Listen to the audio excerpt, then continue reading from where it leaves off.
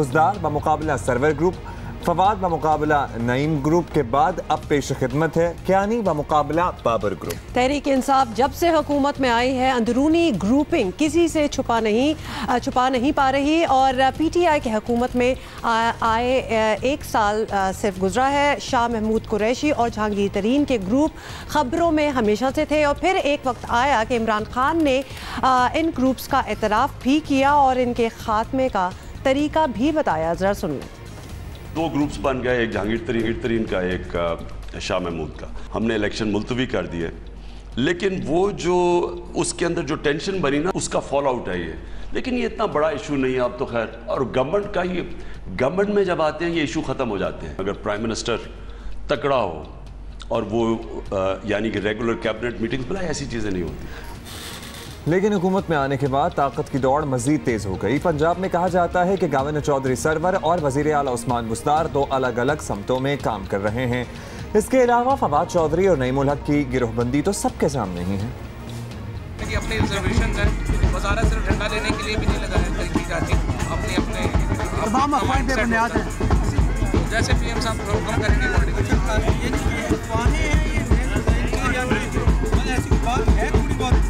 मैं ये आपसे कहा कि इख्तलाफात ये जो है मैंने अपनी PTV की मैनेजमेंट लेके मेरे का रिज़ाइन प्राइम मिनिस्टर ऑफिस में पहुंच चुका है और कुछ सहाफ़ी भी ट्वीट कर रहे हैं। अल्लाह सबको कुछ भी पता नहीं होता है।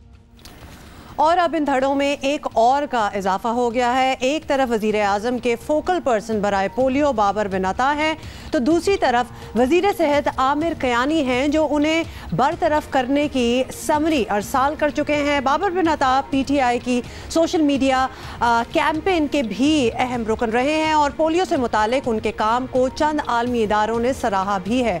लेकिन आमिर कियानी का कहना है कि बाबर बिन अता सोशल मीडिया पर ज़रूरत से ज़्यादा मुतहर्रिक हैं। आलमी इदारा सेहत भी उनकी शिकायत कर चुका है। उन्हें दूसरे महकमों में टांग अड़ाने का भी शौक है। अब ये क्या मामला है, इसी पे हम बातें हैं। बाबर बिन अता साहब ने हमें टेलीफोन लाइन पे ज्वाइन किया है, बहुत शुक्रिया बाबर अता साहब। बाबर बताइएगा कि वफाकी वजीर बराए हेल्थ सर्विसेज आमिर कियानी साहब ने वजीर आज़म को कहा है कि आपको हटा दिया जाए। मसला क्या है वैसे कि सोशल मीडिया पे ज़्यादा मुतहर्रिक होना, ये कोई वैसे इल्ज़ाम समझ में नहीं आया, कुछ और पर्सनल इशूज़ हैं आप समझते हैं? अब्दुल्ला, सबसे पहले तो मैं आपका और हुमा का शुक्रिया अदा करना चाहता हूँ क्योंकि मुझे तमाम टीवी चैनल से रब्ता किया कि इससे बात करो। मैंने किसी से बात नहीं की, लेकिन आप दोनों क्योंकि पोलियो पे बात करते हैं, जब आपकी तरफ से पैगाम आया मैंने सोचा भी नहीं, मैंने कहा जी मैं अगर बात करूंगा तो इन दोनों के प्रोग्राम पर करूंगा। तो ये तो मैं आपको पहले बताना चाहता हूँ। अच्छा, अब देखिए, एक मेरी जरा सुन लीजिए कि क्योंकि लोग यूज्ड टू नहीं है पहले पॉलिटिकल पार्टीज में, क्योंकि डिक्टोरियलशिप होती थी और वहां पे जो आका का हुक्म है उसको फाइनल कर लिया जाता था, तो लोगों के लिए डिफरेंसेस जो हैं वो फिर वो बन जाता है कि ये झगड़ा हो गया, क्या हो गया। मेरे ख्याल में जी देखें, PTI जो है ना, PTI is a very different party और यहाँ पे हम ओपनली डिफर करते हैं एक दूसरे से, और मेरे ख्याल में उसी डिफरेंसेस की वजह से ही आपने देखा ना कि IRI की रिपोर्ट आई है कि कितना लोग समझते हैं कि PTI is performing really well, और ये डिफरेंसेस जो है यही आगे लेके जाते हैं और ये मेरे ख्याल में तो हेल्दी है जी, अच्छी बात है। अगर 2 डिफरेंसेस हैं तो लोगों को परफॉर्म करने में बेहतर होता है और कोई इतनी बड़ी बात नहीं है। अगर कोई छोटे से डिफरेंसेस हैं, मेरे बड़े हैं, उम्र में मुझसे बड़े हैं, मेरी जो समरी प्राइम मिनिस्टर को भेजी थी उन्होंने रिकमेंड की थी, कोई नहीं, अगर वो नाराज है मना लूंगा उनको, कोई बात नहीं। लेकिन आपने ये नहीं बताया बाबर के मसला है क्या उन्हें आपसे, और वही सोशल मीडिया का मुतहर्रिक होना, ये कोई मसला हमें नजर नहीं आ रहा। So what exactly is the issue? वो आपने अभी बता दिया थोड़ा सा, मतलब वो उनके छोटे मोटे वो हैं कि वो कहते हैं कि वही सोशल मीडिया, और वो कोई नहीं, बड़े हैं मेरे, उनको मैं मना लूंगा। इतना बड़ा कोई इशू नहीं है कि बंदा गई की लड़ाई होगी या कोई ऐसी नहीं है। छोटे से डिफरेंसेस हैं, कोई नहीं, क्लियर हो जाएंगे इंशाल्लाह। वो देखिए, लड़ाई उस वक्त होती है ना हुमा, जब अगला बंदा रेडी हो टेक ऑन करने को। तो जब मैं टेक ऑन ही मैं रेडी नहीं हूँ टेक ऑन करने को, और मैं कहता हूँ कि ठीक है जो मसले उनको एड्रेस कर लेंगे तो इंशाल्लाह ये ओवरकम हो जाएगा। चलें, इंशाल्लाह आप इस मसले को तो एड्रेस कर लेंगे, लेकिन इसलिए बाबर इस मामले पे और ज़्यादा अहमियत हम दे रहे हैं क्योंकि इससे पहले धड़ेबंदी की हमने रिवायत देखी है पाकिस्तान तहरीक इंसाफ में। माशाल्लाह फवाद चौधरी साहब और नईमुल हक साहब आपको पता है, फिर उधर पंजाब में वज़ीर आला और गवर्नर साहब। तो अब हम इसको इसलिए इंपॉर्टेंस दे रहे थे, लेकिन आप कह रहे हैं कि मसला नहीं है, तो हम यही समझेंगे कि मसला नहीं है और आप 2-4 दिनों में इसको रिजॉल्व कर लेंगे होपफुली। इंशाल्लाह रिजॉल्व हो जाएगा अब्दुल्ला, रिजॉल्व हो जाएगा। और ये देखिए ना कि वही जो मैंने आपको पहले कहा कि डिफरेंसेस होना पार्टी में हेल्थी है जी, अच्छी बात है, अच्छा परफॉर्म करने में मदद मिलती है, लोगों को डिफर करना चाहिए एक दूसरे, इसमें कोई इतना नहीं है। नईम भाई की और फवाद साहब का जो इशू था वो भी रिजॉल्व हो गया, आपने देखा, इस तरह बेहतर है जी, अच्छा होता है, इट्स गुड। और छोटे मसले हैं लेकिन मीडिया के लिए बड़ी हाइप बन जाती है इसमें। हाँ, बस वो मसले ट्विटर पे आके नहीं होने चाहिए। तो बाबर हम ये चीज तो फिर तो हम आपसे बिल्कुल ना पूछे ना कि ये पोलियो मुहिम जो कि आप बड़ा अच्छा चला भी रहे हैं और इसके बारे में हम काफी बार बात भी कर चुके हैं, so you are still going to be heading that? जी as of now I am heading it इंशाल्लाह, और मेरी पूरी कोशिश है कि आई विल हेड इट। और हुमा देखें, मैं एक बताता हूँ आपको reason why do I think I may be the right man for this, because 8 साल मैंने पोलियो में काम किया है। और ये जो है ना कि मैं कोई सोशल मीडिया का आदमी हूँ, मैं सोशल मीडिया का आदमी नहीं हूँ, मैं कम्युनिकेशंस का आदमी हूँ।